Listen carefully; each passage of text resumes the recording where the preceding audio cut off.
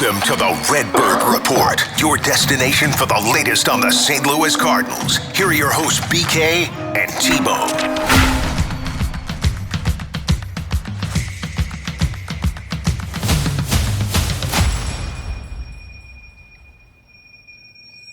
Last time we talked, we discussed enjoying the ride. Just take it for what it is. It's going to be a fun season, and I think you guys are going to enjoy the hell out of it, so long as we don't get out over our skis with our expectations for the 2026 Cardinals. Alongside Tanner Henderickson, I'm Brandon Kiley. Appreciate you being along for the ride here on the Redbird Report. T-Bone, since then, they have won 3 out of 5 against the LA Dodgers and the Milwaukee Brewers. Now, we did not get to see the third game of the series against the Brewers. That's been postponed. They'll play that later on in the summer. They'll play 5 games in 4 days against them. That feels like it's going to be a pretty significant little stretch of the season, I would say.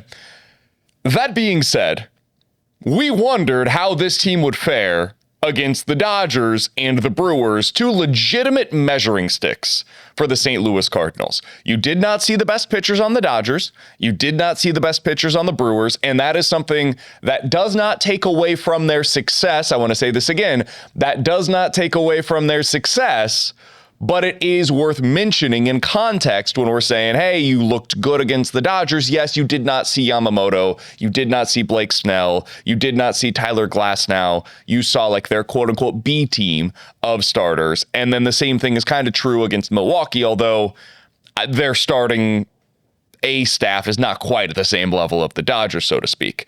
What'd you take away from this, T-Bone? Because you did still play well against the Dodgers and the Brewers, and that does have to matter at some point. Yeah, I think the biggest thing for me when you look at what they did, look, I expected the offense to at least be the thing that would drive the bus for the Cardinals, and it did. They put up 7 in that first game against the Dodgers. You know, they ended up putting up 6 in the first game against the Milwaukee Brewers. But the thing that surprised me was just how well they were able to kind of temper the other side of the lineups. Because you look at the Brewers, that's not a great lineup, but they were getting healthier, right? You saw Churio just magically come off of the IL and somehow have 3 hits in the game, which is absurd. And then you look at that Dodgers lineup. Look, I know they faced the B team for the Dodgers when it came to their pitching staff. Hey, man, look, that wasn't my concern. I thought, hey, the offense should at least be able to give you a chance. My concern was what the pitching staff was going to do against the LA Dodgers. And you held the Dodgers to 2, 2, and 4, and Ohtani didn't have a hit in the series. And at one point through the first 2 games, Walker had the same amount of hits as Ohtani, as Freeman, Smith, and I believe it was Muncy all combined, which is insane to say. So I'm really impressed by what they did, because I thought, especially during the 17-game stretch, this was going to be kind of the beginning of the end, right? A month into the season is typically when we start to see the best teams start to really rise, and the teams that were expected to be bad start to fall back down to earth. And the Cardinals haven't really had that moment sink in yet. And with as bad as their rotation is, as bad as their bullpen is, it hasn't come collapsing in on itself yet, which I really thought we would see during this 17-game stretch. Over the last few years, I think we've had a lot of conversations on why can't the Cardinals just be the Brewers? Like, why can't they have the success that we've seen from Milwaukee? You look at the lineup for the Cardinals, and then you look at the lineup for the Brewers, and at least based upon my perspective of it, I thought the Cardinals had better names in their lineup than the Brewers did.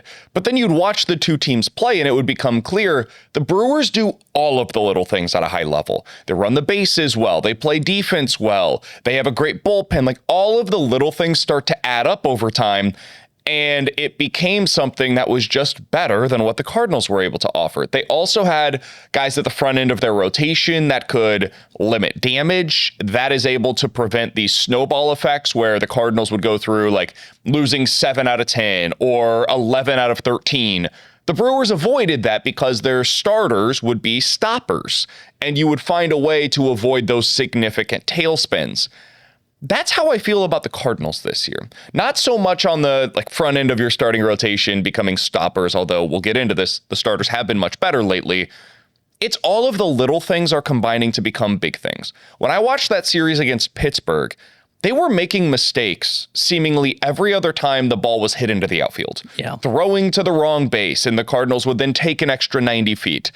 They would make mistakes on the bases where the Cardinals are able to throw them out there. It's just little things that either give the Cardinals extra base runners or take away their own base runners, and those add up over the course of a 4-game series. the Dodgers just were never able to quite have the same impact with their lineup that the Cardinals did. The Cardinals would have big innings. The Dodgers seemingly weren't able to do the same. Game 1 of the series against Milwaukee, Cardinals came through with runners in scoring position. The Brewers were not able to do the same thing. So it's different things that are adding up over the course of these series or these individual games, but they're doing little things really, really well. And they talked about this in spring training of, hey, we want to be a pain in the ass to play against. We want to be a team that you have to fight for every inch against us, and that's going to be our mindset, and that is going to be our identity. T-Bone, that does not always come together. We've heard a lot of talk over the years about who the Cardinals are going to be, the style they want to play, all of that different stuff. Sometimes it's a whole lot of hot air and not a whole lot when it comes to the action that we see on the field. I think one of the ways that this year has been different so far, we're not quite 40 games into the season, they are playing the way that they have described. They are the pain in the ass to play against. And if you go up against this team, like ask the Mariners what it was like to play against them. They won all 3 games against the Cardinals. They didn't feel good about it afterwards, though. That series was a bloodbath. It was difficult for the Mariners to come out with 3 consecutive wins and get their season back on track. I think that's what feels good about the Cardinals right now is they're playing the right way even when they're losing these games. And that's encouraging to watch. Yeah, and I think that's why, like, if you look at every series, and I think there's only one that you could maybe argue, and it's that Tiger series, they haven't had that series where you leave it going, holy cow, what just happened? And at this point last year, we had like 3 of those already. Yeah. And like Pittsburgh, especially, I think like the second series of the year. Red Sox was another one, towards the end of April or beginning of May. They haven't had that yet. Now, eventually that will come, right? Every team has one of those at least in a year. Eventually that's going to come. But the reason that they're not having that yet, they've had plenty of opportunities to have it because the pitching outside really the last 2 turns for the rotation hadn't been very good. The reason they're not doing this is because what you're saying with the offense, right? They're doing the thing that they've been saying that they want to do, and they're doing that on top of having a surprise element, which is they're slugging the baseball, right? If they were doing all these little things of like, hey, they're taking the extra base, they're trying to be aggressive on the base paths. I'm not trying to say that they wouldn't be winning, but I don't think they'd be having the same success. The thing that's really driving them from an offensive perspective, they're slugging. They're 8th in slugging, 9th in home runs. That's what you have to do in the modern game. And that's what they're doing such a good job of with this lineup. And it's not just they're really being carried by one guy. Early on in the year, it was, hey, Walker's the one that's really carrying what the offense is doing. All of a sudden, you look up to their offense and you go, okay, Burleson, 26% above league average. Weatherholt, 24% above league average. You've got Jordan Walker at 71% and Herrera 39%. That's really good, and I didn't even mention the guys that are kind of sprinkled in there as right around league average in Nathan Church and Mason Wynn. That's 6 hitters that I just made reference to. That's a lineup that is very tough to go through. It's not the Dodgers level of tough where it's like, hey, this is like 4 future Hall of Famers. You're talking about guys when you're 20% above league average. That's what we talked about building when they had Goldie and Arenado, and they weren't able to do that. They only had 3 guys really in the middle of that lineup. Do you know where the Cardinals rank right now in slugging percentage? 8th. They are 8th in Major League Baseball in slugging so far this year. If they can stay around that area, that is something that can carry them. That is something that you look at it and you're like, all right, maybe they will be a little better than we expected. We brought up the Reds from last year, where the Reds were a surprise team in the NL Central, and they were able to have more success than what people were expecting. Not because of their slugging percentage, but because they had a carrying card. They had a trump card compared to most of the other teams across the National League that were vying for that final wild card spot. They had the pitching. They had a starting staff that was able to keep them in games, and they could do just enough offensively to get them through the games. Well, the Cardinals can slug their way past some of these problems if they can continue to play the way that they have so far offensively. And one thing that has been, in my opinion, encouraging lately, they're starting to hit doubles the way that I expected them to this season. I never felt like this was going to be a team that would be top 10 in Major League Baseball in home runs, and we have started to see that slide back a little bit, come back down to earth. But their doubles power should be there. You look at guys up and down this lineup, all of them basically profile as, all right, you should have more doubles than homers this season. I mean, you look at J.J. Weatherholt at the top of the lineup. Hasn't been this way so far. I think we're going to see it, though. That guy should hit a ton of doubles. He's a line drive hitter, and he's got really good speed. So even for some guys, what would be a single, like a Gorman single, for him can become a double. Alec Burleson, that guy just hits the crap out of the ball. Hitting the wall, get into second base. Ivan Herrera, absolute doubles hitter. Jordan Walker, I think, could have a ton of those this season as well. It's all the way up and down this lineup. That's the way they should be winning. I think they are a team that could, by the end of the year, be around the top 10 when it comes to doubles. And if you're able to do that, that is real production. It can drive runners in. It can also put a runner immediately into scoring position. That's how you put up some more of those crooked numbers. So I want to continue to see a lot of that. And I think it is a sustainable way for this team to win offensively. Yeah, I agree with that. And especially if your home run power is going to come down, which I think it's going to, you really then have to uplift your doubles if you're going to maintain potentially being a top 10, top 15 slugging team. And again, that's why like when we would talk at the beginning of the year, I just said, look, they're probably not going to be very good offensively, right? If they're talking about like basically slap hitting and taking the extra base and we're going to be bunting more this year, I thought, okay, well, that's great and all. And you can say that, and maybe you could have a month or two where you have a winning record. You can't sustain that, right? What drives a team to success is slugging and swing and miss. Now, they don't have the swing and miss. We knew that at the beginning of the year, and that is still holding true. And it's even less than I think we expected, to be fair. But the offense is the thing that can at least keep them afloat. And if you kind of look at them, like I've been thinking about this as I've been watching other teams around the league over the last couple of days, especially since the Cardinals have had day games and they were off yesterday. Are we watching them get to the midst of developing their Atlanta Braves lineup? Oh, interesting. And the reason that I say that, now I don't know that they've got two superstars in it potentially like the Braves do, but you think about it, Drake Baldwin's a stud. That's a catcher. Mm-hmm. Okay, well, that's kind of Ivan Herrera. At first base, now he came from outside the organization, but he's the only one. Matt Olson, well, right now that's kind of your Jordan Walker. It's a different position, but that's where the numbers are. J.J. Weatherholt, could he be your Ozzie Albies, who's developed internally? And then Ronald Acuna is the other one that they've kind of developed in their lineup. Can that maybe be, you don't really have that guy yet. He's the one. I was genuinely wondering who your Ronald Acuna Jr. was in this lineup. He's the one that you're missing. Yeah, he could be the Walker. Well, the one you're missing then is Olson. But you've got the what if that's Alec Burleson. I was about to say, what if that's Burley? I don't think he's at Olson to that. He's like 80% of Olson, right? And that's where it comes down to. You're probably missing that one other bat. But is this the development of what they are starting to go towards? I mean, most of those Braves guys were homegrown and then extended. Baldwin is homegrown. Albies is homegrown. Acuna is homegrown. I didn't even mention it because he's having a bounce back year. Michael Harris is a homegrown talent. The only guy that was added on the outside was Matt Olson in that lineup. And I can kind of see where they're getting there. And if you date back a little bit further to when these players started to first emerge, Mason Wynn's your Dansby Swanson, who they had at shortstop at the beginning of their run back in like 2018, 2019. I think that is the hope, is what this lineup can be, resembles something like what the Braves have been. Now, I would use that also as a cautionary tale, and I'm sure you would do the same. The Braves should have gone on a much more sustained run than what they have. The problem is they haven't had the pitching. Mm-hmm. Like, for all of the success that this lineup has had, they've run into some injuries. That is important to mention. Ronald Acuna Jr. in particular has not been healthy enough to really be the guy that they need him to be. Ozzie Albies has had his ups and downs as well. Michael Harris II has a guy who was amazing at first, then had some down times, and now is back together. Same with Austin Riley, who I didn't mention. No doubt.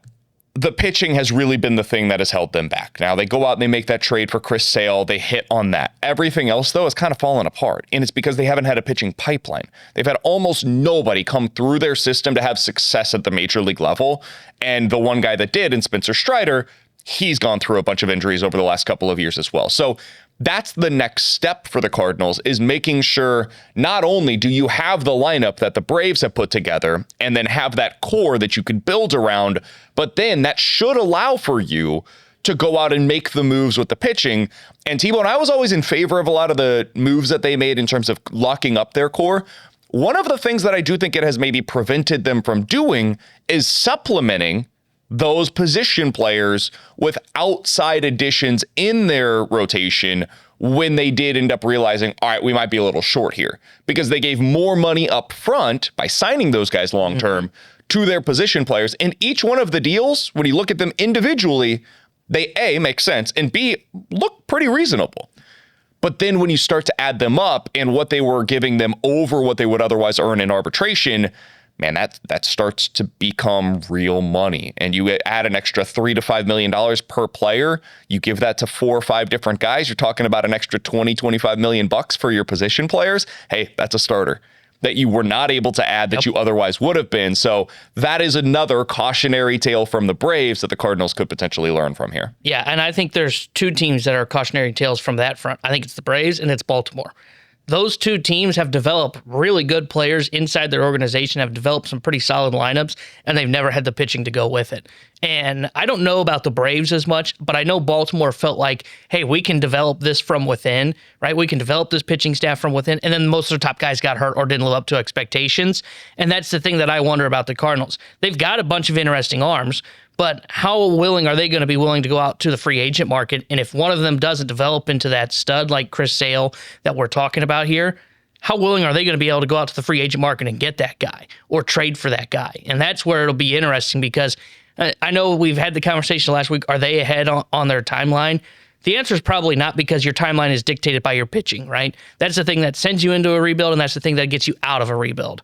But if we start to see in 2 or 3 years that, hey, some of these guys, Matthews, Sainja, Doyle, they're just not going to be what they expected, are they going to be willing to supplement then this offensive core? Because if not, you end up being like the Braves, you end up being like Baltimore, where you might be a good team, but you never take that next step, that Mo was never able to get the Cardinals beyond over the last couple of years of his tenure. We've learned a lot about the Cardinals through the first 35 games of the season, and it feels like they are ahead of schedule. I did a little bit of research, T-Bone, the other day into what teams do that have a similar or better record to the Cardinals through their first 35 games.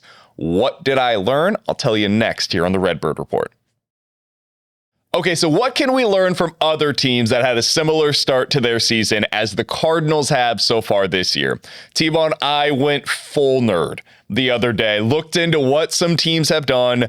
I went back to 2012. The reason being that was when we added in the extra wild card. We had an actual wild card game starting that season. So it gives us a little bit more of a 1-for-1 replica for what the season is now like in Major League Baseball. I also, another disclaimer, I removed the COVID season because it was a fake baseball year that shouldn't count for anybody. I kind of am kidding there, kind of am not. But 2020, I removed from the equation because it was only 60 games. So, dating back to 2012, excluding the 2020 COVID season, what did teams do that won at least 21 of their first 35 games? There were 40 such teams that had a similar start to the season as the Cardinals in this stretch that we're talking about here. Of those 40, 37 of them finished above 500 in that season. 37 out of the 40. 2 of those 3 that did not finish above 500, they were at 500. So 39 of the 40 teams that started winning at least 21 of their first 35 games won 81 or more games in that regular season. The one exception was the Rockies in 2014, and they won 66 games. Oh. I don't know how that happens, how you are that big of an outlier, but the Rockies always find a way. That's the Coors effect. Of the teams that started this way, again, there were 40 of them, 29 went on to make it to the postseason, T-Bone. In other words, 3 out of every 4 teams that start as well as the Cardinals have in 2026 went on to make it to the postseason. The exceptions were the Giants last season, the Mets, who just absolutely collapsed a year ago, the 2024 Cubs, the Brewers, and the Giants back in 2022. Giants, man, what are you doing? The 2019 Cubs, the 2018 Diamondbacks, and the 2018 St. Louis Cardinals, the Rockies and the Brewers in 2014, and then the Dodgers back in 2012 before they became, the Death Star that they are now known to be. So those are the exceptions to this rule. Again, every one of those teams outside of the 2014 Rockies went on to at least win 81 games in that regular season. I like doing this kind of research because I think it gives you a glimpse into, all right, this is what the Cardinals have done. What does recent memory suggest that actually means for them? Now, every individual team is different. And there is nuance to this. There are differences in the schedule now than there were previously. There's a lot of stuff that can go into any individual season that can change things for you relative to what we've seen from teams that were in a similar spot in the past. But history would indicate the Cardinals should be expected to be a 500 or better club this year. Do you think that is fair? Do you think that is reasonable to place those expectations among them despite what they were coming into the regular season? I don't know if it's fair because I don't think they've got the pitching, and I think that's the thing that can really hold them back because at some point this offense is going to go cold. And if they suddenly start as an offense, have like a 2-3 week stretch where they just multiple guys aren't hitting at a time, then the pitching is probably not going to be able to help boost them up. And by that is probably how they get closer back towards 500, if not start to drop below 500. So I don't know that it's fair to say now expectations are, hey, this team should be 500 this season based on those numbers. Because, we can all look at the pitching, though it's been better of late. Do we really trust this staff? Do you really trust their starting pitching? Do you really trust most of their bullpen? And if the answer to that question is no, at some point the shoe is going to drop because I just don't think the offense can continue to carry a bad pitching staff throughout a season. So my expectation would be I still think they've got themselves a shot to be a playoff team because if they can finish above 500, look at the National League this year. I think it's going to take 83 wins to get into the playoffs. They've got a shot at it. I'm not discrediting that, but is my expectation, hey, they should be a team that's above 500 this year? No, because I just don't think they've got the pitching. It's really interesting because the pitching has legitimately been better lately for the Cardinals. You look at it now on the regular season, if you're just looking at starting pitching, they are 18th in Major League Baseball in ERA on the year. They're tied with the Texas Rangers with a 4.3 ERA. Now, you look at some of the more predictive metrics, and they would suggest they have been outperforming what their underlying numbers suggest they should be. And what I mean by that is basically they don't strike anybody out. They walk more than you would want. And so over time, if you pitch that way, you would think that would regress in a bad way, where suddenly instead of having a 4.3 ERA, you'd be closer to like a 4.5 or a 5 ERA based upon, again, some of these predictive metrics. But you watch them lately and man, can you reasonably expect these starters to go 5 or 6 innings and give up 3 earned runs pretty regularly? I don't think that seems crazy to me.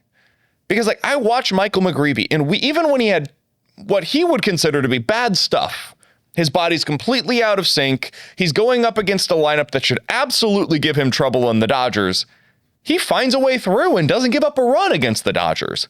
Dustin May has just flat out been good since his first couple of starts through the regular season. You look at Andre Palante, who we're recording this on Thursday morning. Yesterday he pitched. I don't think he was great, but he basically had one bad inning. And that's one thing that I've been impressed by with Andre Palante this season is sometimes he'll have that bad inning, but he hasn't allowed it to bleed into the next few innings the way that he did at times in the past. And so I think he's even been better than he had been previously. Kyle Leahy, who through 5 innings is a really good starter. Now, if you push him into the 6th, the likelihood is he's going to blow up and throw up all over himself. But in 1 through 5, he's been pretty damn good for you. And Libby's been like the worst starter lately for him. And he's the guy that maybe I feel the most confident in. So I say all of that to ask you this question. Can they just be a starting rotation that consistently has a 4.5 ERA? And if so, would that be considered a success and good enough in your mind? Because that is what a quality start would typically become. That puts you right now about 19th in Major League Baseball in ERA. Yeah, would I call that a success? I guess for this rotation you could. I don't think that's probably good enough, though, to get you to the playoffs. You don't? I don't think so. Okay. I'd have to go and I'm going to see if I can dig through these numbers real quick and just see which teams had that ERA from a starting staff last year and see who made the playoffs in that grouping. But my thought process would be no. And I also think there's a chance that it's going to be worse than a 4.5 ERA. You mentioned those guys. Sure, they've done it lately. The only guy I trust in the rotation that I feel confident what I'm going to get is from McGreevy. Outside of that, if you told me, hey, Palante went 6 innings and allowed 1 run, I'd go, oh, yeah, okay, I've seen that. And then if you said, yeah, he went 4 innings and allowed 6, I'd go, oh, yeah, that also sounds like Palante. And I think that's the same for the other 4 guys in the rotation, especially because, looking at the numbers, it's still a problem for them. They can't get lefties out. So if you run into some of these teams that can load up the lineup with lefties, I mean, you're talking about a team that's probably going to go through an adventure when it comes to trying to get through that rotation or through that order in that day. I don't know that it's good enough. I mean, 4.5 was the ERA that you made reference to. The teams that had an ERA above 4.5 last year from their rotation, Twins missed the playoffs, Baltimore missed the playoffs, Miami, Athletics, Angels, Nationals, Rockies, all missed the playoffs. I've got one, though, that I will throw out there that I think is an interesting comparison for where the Cardinals are at right now. Who would that be? The Toronto Blue Jays had a 4.35 ERA in their rotation last year. And the Toronto Blue Jays went on to win 94 games. Now, I don't know if you have the depth of offense that the Blue Jays had a year ago. They had a couple of guys, George Springer in particular, that was just awesome. And you look at what they had with Vladimir Guerrero Jr., I think that's what you're hoping Jordan Walker can be for you offensively. But he was able to do it over the course of the full season. We'll see if Walker is able to replicate that. I think Toronto had a better bullpen than what you have as well. And that's important here because it's about run prevention, not just about what your starting pitching is doing, but that can be developed over the course of a season as well. Toronto did that last year. I think some people would point at that and say, yeah, but they had Trey Yesevich, who's a totally different starter than what you have right now in your rotation. True, that's about the playoffs, though, more than it is the regular season. Trey Yesevich last year started 3 games for them in the regular season, was not particularly great for them in the regular season, got to the postseason and became just a different version of himself. So I think that's an important factor here. If you're saying, hey, the Cardinals can't have the playoff success that Toronto had, that is totally fair. I'm talking about just regular season, though.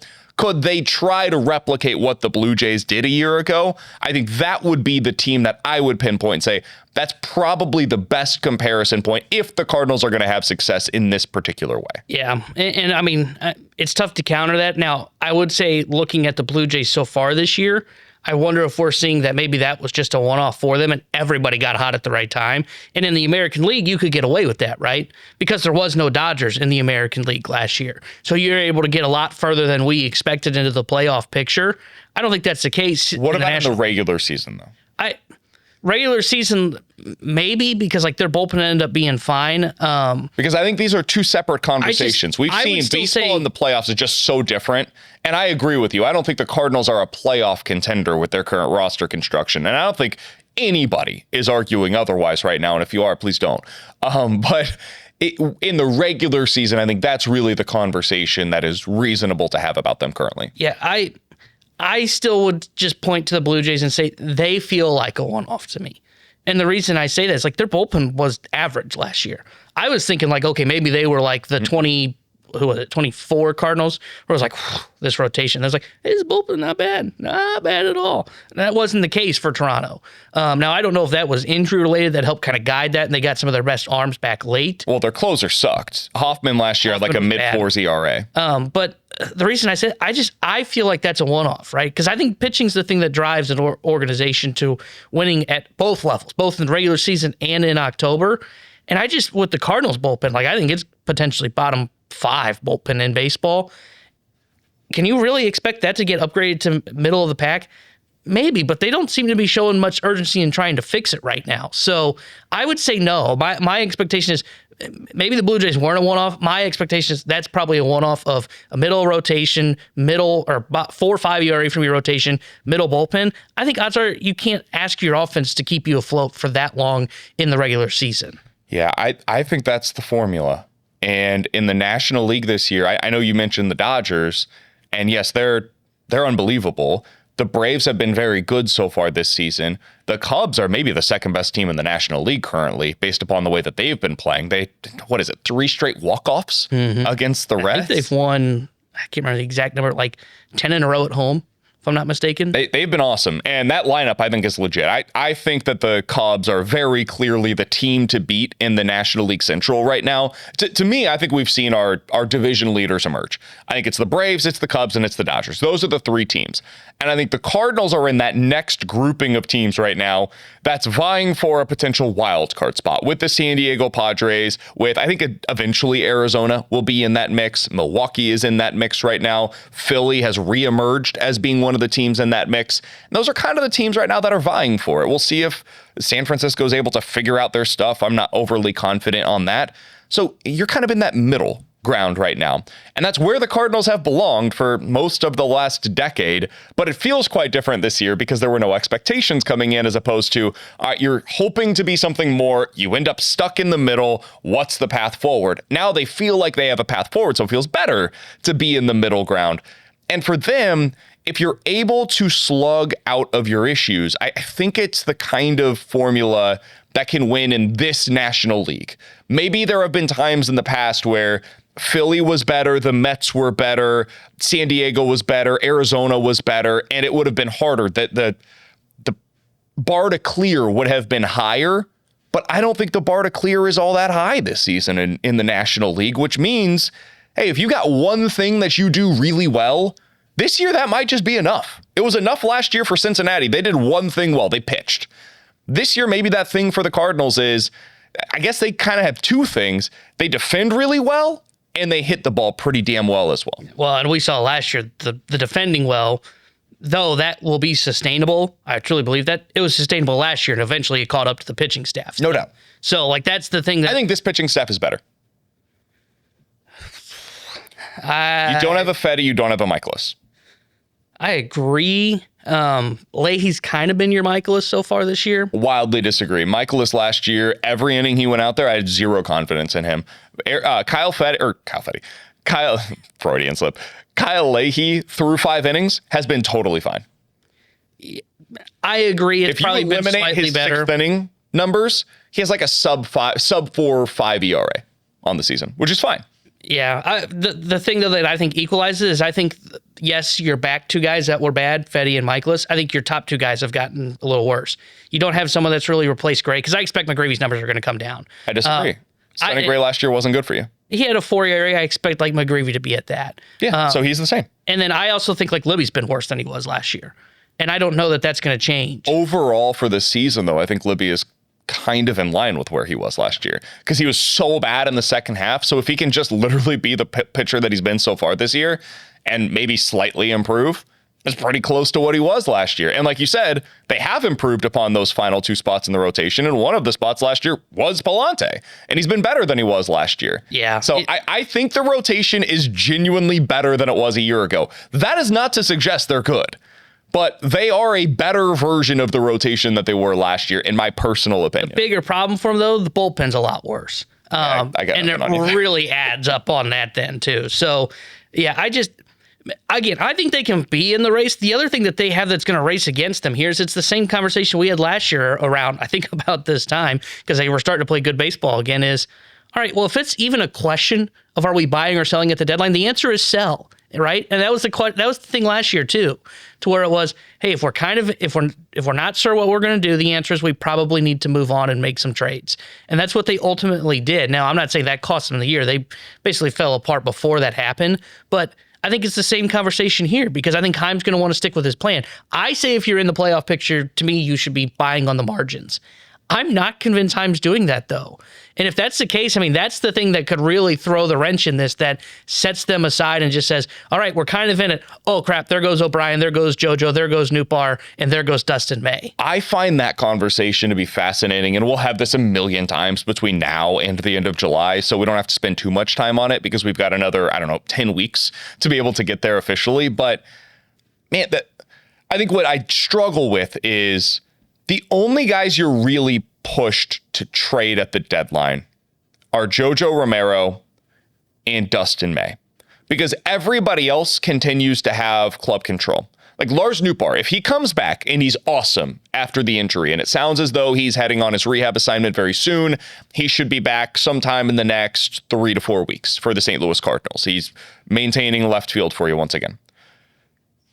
if he's really good and you get to the trade deadline, you can just wait to sell him in the offseason and then get the return that you're looking for with potentially even more teams that are looking for an outfielder than what there would be at this year's trade deadline. If you decide you get to the trade deadline and Riley O'Brien is continuing to pitch really well, you could trade him. Or you could wait because you have 4 more years of club control on Riley O'Brien. Now, is his value going to be higher at any point than it is at this year's deadline? That's a fair question and something that they're going to have to keep in mind. And maybe they decide this return is too overwhelming to not take at this year's trade deadline. We will never be offered this kind of a return. That's possible. That's kind of similar to like the Mason Miller deal that we saw a year ago in Major League Baseball, where a team got desperate. They gave up, I think, a top 15 prospect for a reliever, which never happens. Also Preller, that guy's nuts. No doubt, but maybe Preller is interested in doing something like that again, and he wants to build a monster bullpen. It wouldn't be the first time that he's done something crazy at a trade deadline. Like, that's the kind of stuff where, all right, kind of hard for me to argue with that. But overall, there are not a lot of players that they're going to get to the trade deadline and say, we have to do this right now, otherwise we can't do it in the future. It's basically JoJo 1, Dustin May 2, and with Dustin May, I don't know if he's the kind of guy that's going to get you a significant return at a trade deadline anyways. I think that could be similar to like Jose Quintana, who was traded to the Cardinals, and in return, they gave up Johan Oviedo, who at the time, I don't think Cardinals fans were overly concerned about him going somewhere else. Became a decent starter in Major League Baseball, but not somebody that I think if you don't get that piece, you feel like, oh, well, we gave up a huge return there.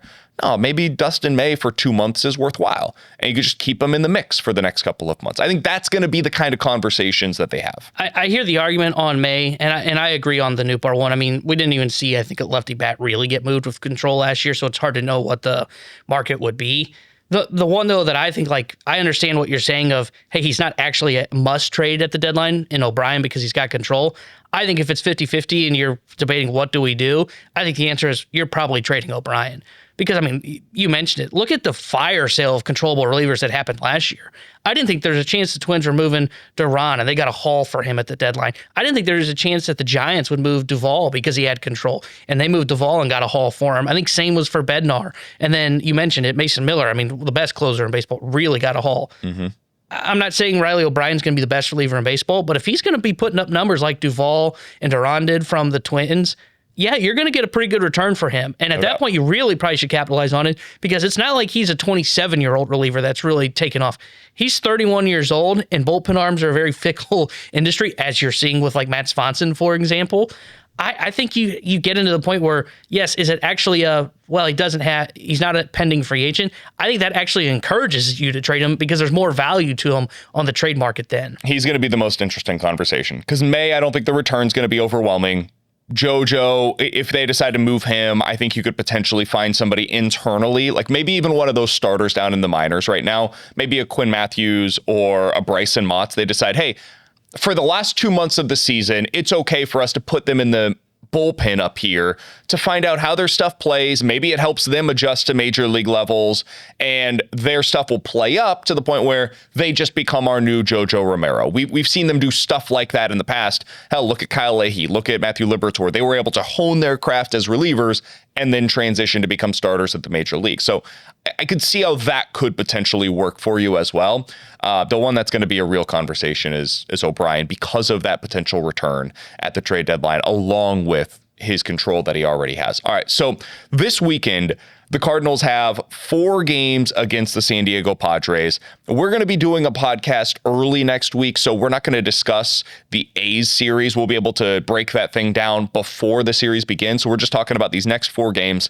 You're seeing a ton of right-handed pitching over the weekend, and it's all pretty damn good outside of Walker Buehler, who has once again been pretty average this season. But Vasquez, Canning, King, those guys are pretty darn good. And your offense against righties so far this year has been good. There's no guarantees that continues because you are so right-handed heavy with some of your stars. Like Walker, how's he going to fare this weekend? I don't know. Ivan Herrera, how's he going to fare this weekend? I don't know. Mason Wynn, I don't know. This is a weekend where J.J. Weatherholt, Alec Burleson, and Nolan Gorman, to me, are once again under the spotlight. And I would circle Gorman's name in particular, because he's been a little better over the last week. He's hitting for some power over the last week, but there will come a point in time where you look at that spot in the lineup and say to yourself, all right, we do have Prieto, who we just called up. Blaze Jordan down at AAA is quietly doing some really good things. He looks like Alec Burleson from the right side with the ability to play third base, maybe not at a high level, but he can do it. He can stand there and make all of the plays that you need him to make for the most part. Gorman's the guy that's been maintaining that spot for most of the season. If he doesn't start having more consistent success, though, you could see them eventually turn to somebody else if he's not able to get the job done. So he's the guy that I'm circling going into this weekend against the Padres. Yeah, he'll be one to monitor. I agree with that because, like you said, he's been playing a little bit better. His numbers are slowly starting to creep up there. But, I mean, the slugging percentage is still below 400, OPS plus 94, so he's 6% below. And to me, Gorman's the guy that you keep throwing out there when he's hitting for power. If he's not hitting for power, then what's his best tool? I'm not sure he really has a tool that grades out well. He's fine defensively. I would say he's average defensively right now, maybe slightly above. He's not like a barn burner that runs the bases. He's not a guy that hits for average. He doesn't have a high on-base percentage. So, like, if Gorman's not hitting for power, I do wonder if they get to a point where they have that conversation with whether it be Prieto or, as you said, Blaze Jordan. I just don't know where they're at with him in the organization. Because he was the guy that was viewed as, hey, we've got to get him at bats. We've got to get him at bats. We've got to see if we can figure this out. We even had the conversation of, hey, if he fails again this year, you can probably run it back next year because you don't have a third baseman internally. I don't know if they're going to be willing to give up on him and give at bats to Blaze Jordan and Prieto because, no offense to those guys, Gorman's got a higher ceiling if he can get to it because of his raw power. On the pitching side of things for the Cardinals, you've got Libby, McGreevy, May, and Leahy going against the Padres this weekend. This should be a pretty good pitching weekend for you if you're a Cardinals fan, because the San Diego Padres can't slug. They have nobody in their lineup that's doing damage. Now, Xander Bogaerts has been better, and he's playing pretty well lately as well. Jackson Merrill is starting to heat up, so maybe that is something that can do some damage against you as well. But Fernando Tatis Jr. has as many home runs on the season as T-Bone and I have on the season. 0. He has not yet hit a home run in 2026. It's crazy, man. His baseball's font page is all red, which is shocking. He's hitting the ball, I think, harder than anybody in the sport. He's just not hitting it over the wall. Now, that has been the case through 35 games. Will it continue to be the case? I don't know. But the goal for the Cardinals is to keep him slumping when it comes to power. He's not hitting for a whole lot of average either. I don't get it. I don't understand what's going on with Fernando Tatis Jr., but he's had a 600 OPS on the season, and he's been a below replacement level player. Keep him there. For this series, you've got to keep him there. Jackson Merrill has not been the player that they expected him to be so far. Manny Machado, that guy stinks offensively right now, and I don't get that one either, but whatever. Keep him down. This is a lineup that has a lot of names you've heard of. It does not have the production that matches it, though. This should be the kind of weekend where the Cardinals pitching looks good, and it will be a test of, can you get to 4 runs consistently with your offense? If you can, I think the Cardinals could do some damage this weekend and potentially win 3 out of 4 against the San Diego Padres. Yeah, the series I'm about to bring up, we lost 2 of 3, so it's probably not the best selling point here, but it reminds me of the Red Sox series, where you went up against the Red Sox. They have pretty good pitching. Padres, as you mentioned, outside Buehler, their pitching staff's been pretty good this year, but the Red Sox weren't hitting at that time when they came to St. Louis. I think it's kind of the same thing because you're right. I mean, who would have thought that when you looked at the calendar and we were going to start this 4-game set, Machado, Tatis, and Merrill would all have OPSs below 700 and be below league average. None of us would have predicted that. I could have heard it on Machado because he struggled last year down the stretch. You got to take advantage of this series, right? It's another one of those to where it is, hey, you know, in theory, it shouldn't be this easy, but this is one of those where you're probably the better team going into it because your offense is better than the Padres, and because their offense is bad, your pitching is going to play up a little bit in this series. I'm with you. I think there should be kind of an expectation of minimum a split. To me, they should be favored to take 3 or 4 in this series against the San Diego Padres. Should be a lot of fun. Always exciting to see the star power that exists with the San Diego Padres, especially when they're taking on the Cardinals. That is what is on tap for the St. Louis Cardinals this weekend. For us, we'll be back a little bit early next week. A recording earlier in the week, we'll be able to preview that Sacramento Las Vegas, the A's. We'll preview the A series here on the Redbird Report. By the way, can't thank all of you enough that were tuning in last week. It is now the most viewed podcast ever on YouTube for 101 ESPN. So shout out to all of you that have made it this far. If you haven't done so yet, be sure to subscribe to the 101 ESPN YouTube page. Also subscribe to the podcast feed as well. Just search Redbird Report. You'll be able to find that wherever it is that you get your podcast if you want the audio version of the Redbird Report as well. For Tanner Hendrickson and Zane on the video side of things, I'm Brandon Kiley. Appreciate you guys tuning in. We'll be back next week here on the Redbird Report. Find every episode of the Redbird Report with Brandon Kiley and Tanner Hendrickson on YouTube or at 101ESPN.com.